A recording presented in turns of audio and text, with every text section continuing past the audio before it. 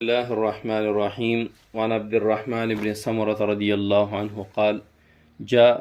عثمان إلى النبي صلى الله عليه وسلم ب1000 دينار في كمه حين جهز جيش العسرة فنثرها في حجره فرأيت النبي صلى الله عليه وسلم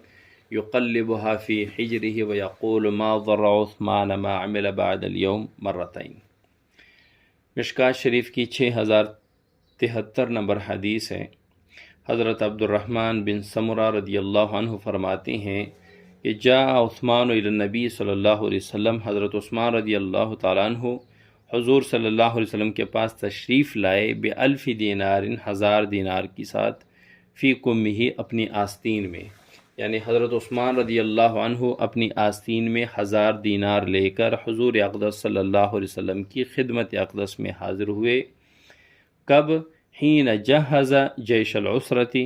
جب جیش العسرہ کا جہادی سامان فراہم کیا جا رہا تھا۔ جیش العسرہ یعنی جیش تبوک، غزوہ تبوک پہ جانے والے صحابہ کرام، ان کو سامان مہیا کیا جا رہا تھا۔ فنثرہا فی حجرہ،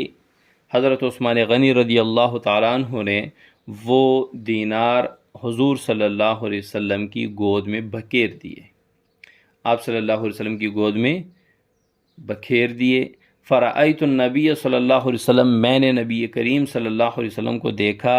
یقلبها فی حجرہ، آپ صلی اللہ علیہ وسلم ان دنانیر کو اپنی گود مبارک میں الٹ پلٹ رہے ہیں، اور یقول، اور فرما رہے ہیں، ما ضر عثمان ما عمل بعد اليوم، آج کے بعد حضرت عثمان جو بھی عمل کرے گا اس کو نقصان نہیں پہنچے گا، مرتین، 2 مرتبہ، یعنی اس طرح آپ صلی اللہ علیہ وسلم نے 2 مرتبہ کہا۔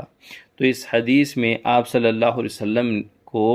حضور حضرت عثمان غنی رضی اللہ عنہ کی ادا بہت پسند آئی، وہ قربانی کی، اتنی مالی قربانی کی، اور ان کے لیے ایک بشارت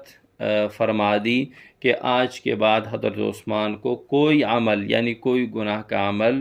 وہ حضرت عثمان کو نقصان نہیں پہنچائے گا۔ گویا کہ حضرت عثمان رضی اللہ تعالیٰ عنہ گناہ سے ہی محفوظ رہیں گے۔